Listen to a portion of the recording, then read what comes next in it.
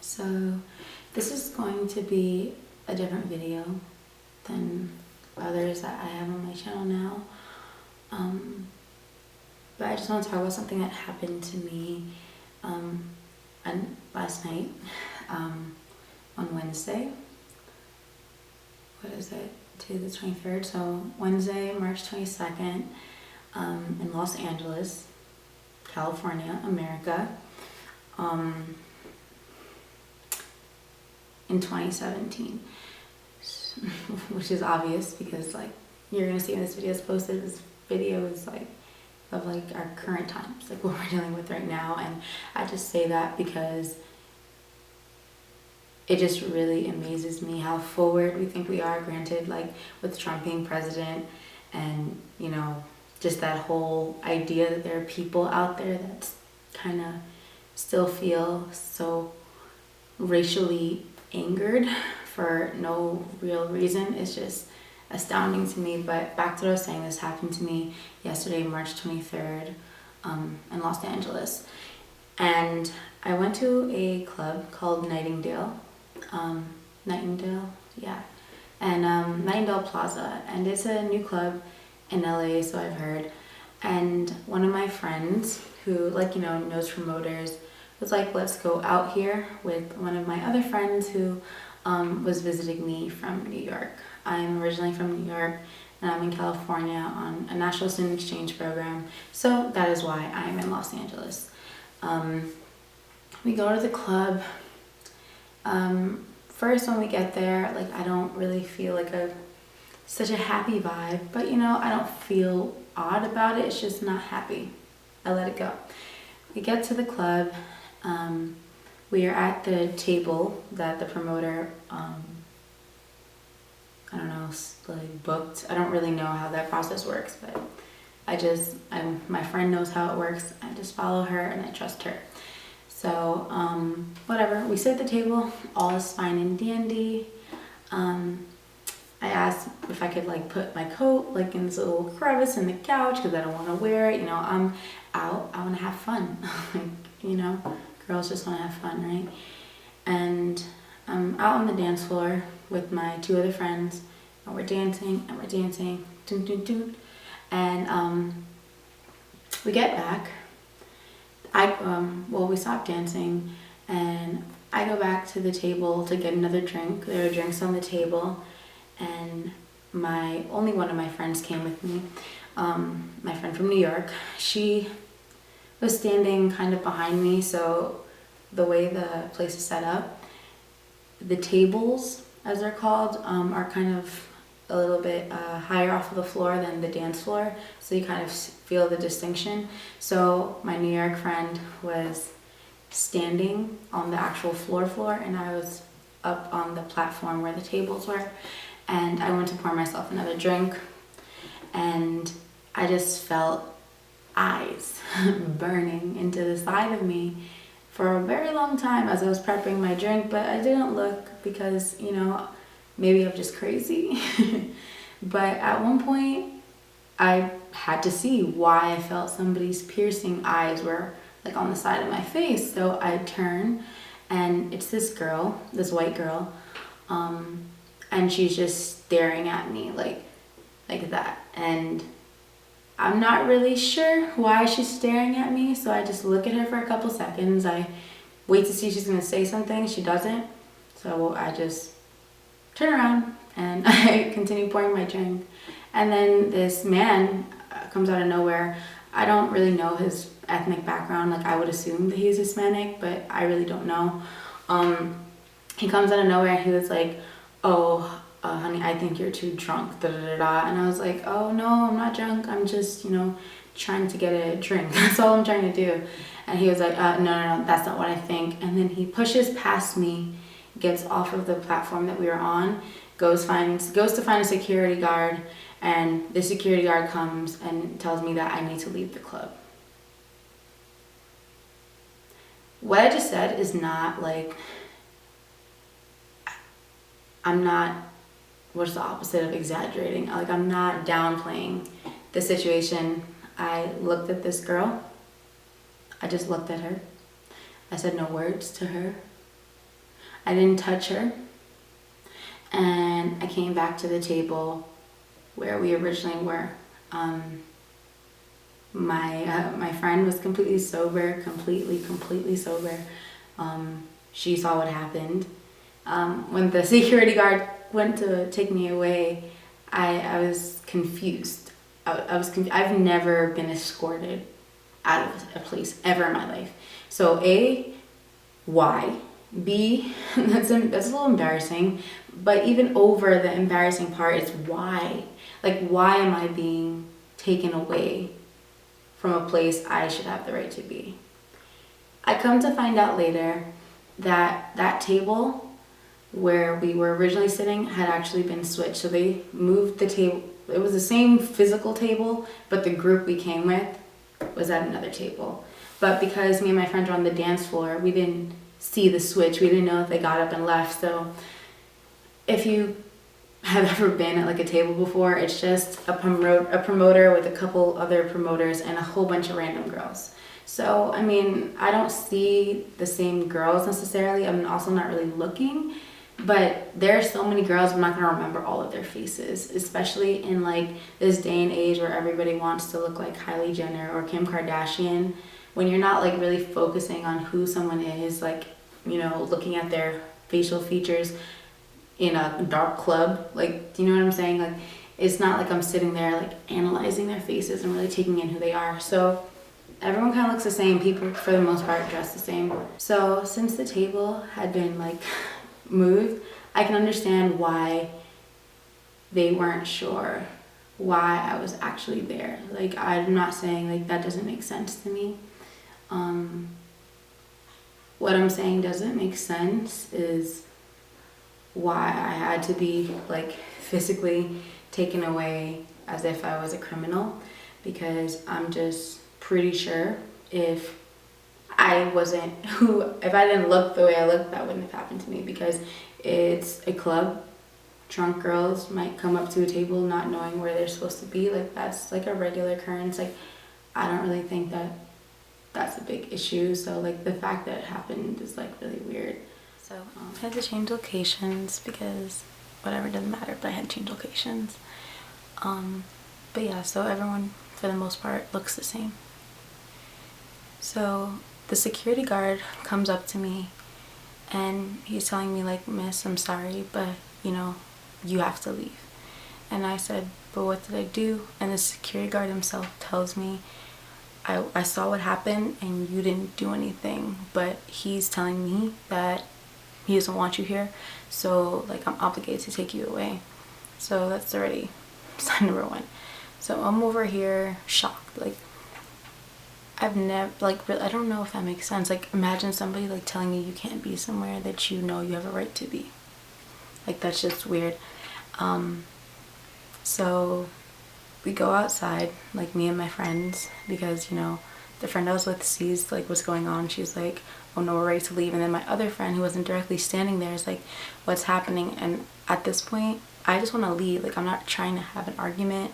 I'm not gonna go against the security guard and like make a huge drama filled scene. Like, that's not what I'm going to do. Like, that's just not who I am. I'm not a fighter. I've never been in a fight in my entire life. Like, that's not, I don't know, it's not me. So I'm a fighter, but in another way, not like physically. So we go outside the club and I started to cry. I started to cry because I've never felt like that. I've never felt so judged because of my race. And you could be like listening and being like, why? Like, why do you think it's about your race? And it's as simple as this. If I had been a white girl that came to that table, they would have asked me nicely, or they would have explained the situation like, "Oh honey, are you okay? Like, why are you here? Like, do you think this is the wrong table?" Like, I wouldn't have gotten stared at and then told I was too drunk and then asked by security to leave when I didn't do a single thing. Okay? Like, that's the truth. When I go outside, the friend who wasn't with me is like, "What's going on?" And I explained the situation to her. I told her what happened. And mind you, there was a security guard outside of the actual venue, and he heard the situation too, and he's over here shaking his head like, basically understanding where I'm coming from. And she goes back inside, so not the friend that was standing next to me, but the friend who wasn't there at the moment, goes back inside to try to figure out what happened.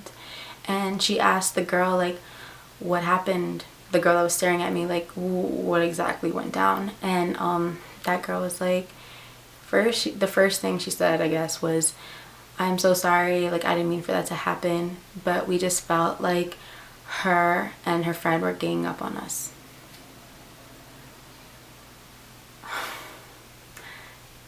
I don't know how they could have possibly felt that we ganged up on them. Like, I don't understand.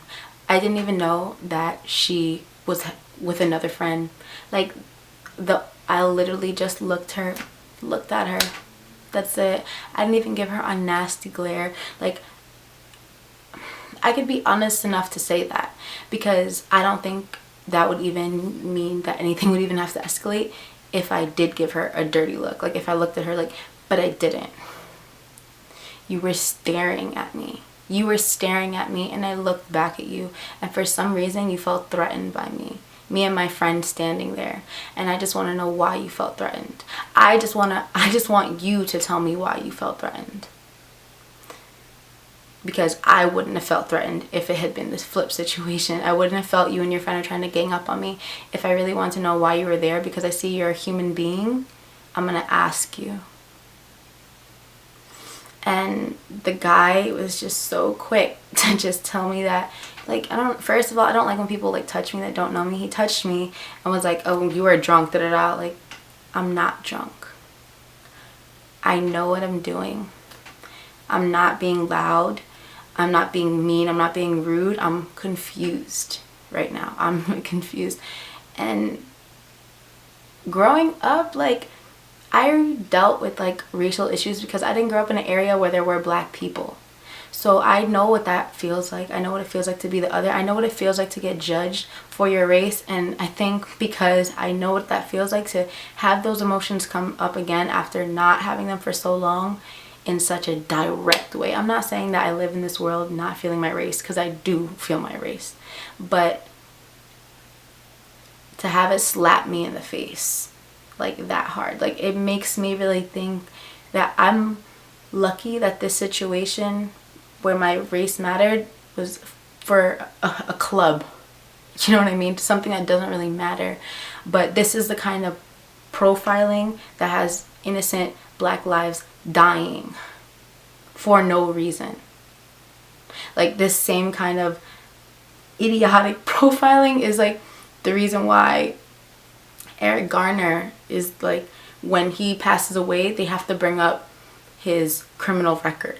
Like, why is it when Eric Garner passed away, when I Googled, like, the situation, the first link was his police report of, like, his criminal actions. He is a victim. If you do the crime, what is it? You do the crime, you pay the time, or whatever it is, you're acquitted, you know?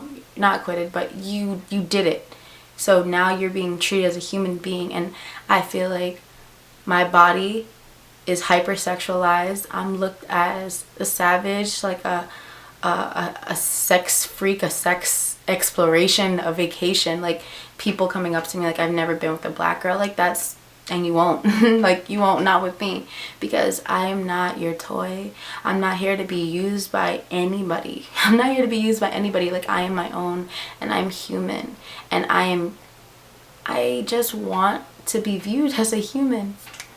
And for this girl to really think that, like, me and my other friend, who she's black, by the way, whoa, should have pointed that out, that two black girls, we're not even talking to each other, like, oh yeah, we're about to do something right now.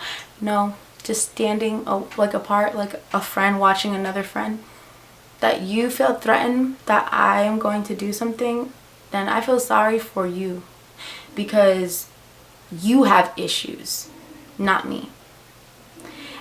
And it's like, why is it okay?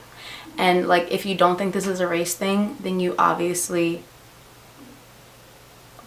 are part of the problem, because I'm going to reiterate it. I'm going to say it again, because if I had been a white girl and I had did the same exact thing and my white friend was standing behind me, nobody would have viewed me as a threat. I definitely would have not had the security guards. I would definitely not have had security called on me. I may have actually been allowed to stay at the table, even though originally I wasn't supposed to. But what happened should not have happened. And then when I tried to speak to him about the situation, I don't know who he is. I really want to figure it out. He's not a promoter at the club. But he had bottle service, because when I went to go, I just wanted to talk to him. I was just, can I just please ask why? Like, I don't understand what I did wrong. And still at that time, I still thought that that was the table of the promoter and not, like, you know, somebody else's table. So I was even more confused, because like I came here, like, you know, you sat me in this place, like, not him specifically obviously, but like the group. It's like the promoter situation is weird. Like, you're standing outside with a whole bunch of promoters and they all go at one time. So it's like I was here, like, I'm at the table that I've been assigned. I'm not doing anything wrong. And I was drinking, I'm not gonna lie, but I wasn't drunk. I was far from drunk. And it hurts. It hurts. Because I want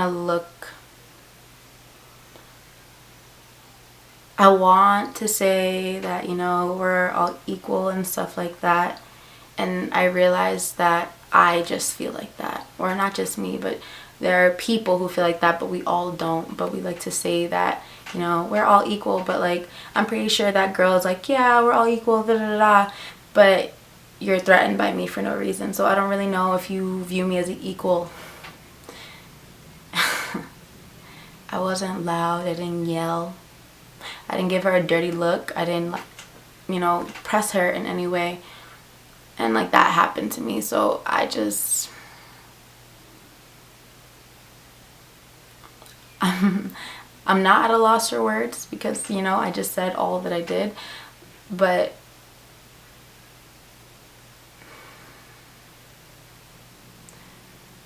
I wish things were different. And I don't think it's fair that, you know, white people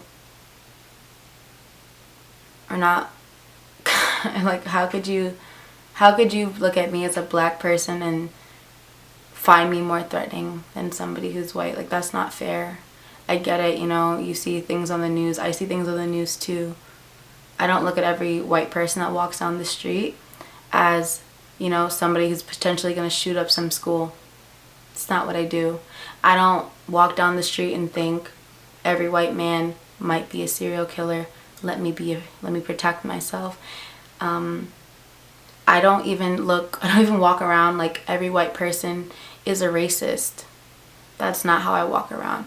But if you walk around with anything in your head like that, you're a fucked up individual and you have issues. I am not less than a single person in this entire world. Like, I am not less, and I will not stand to be treated as something I'm not. And yeah.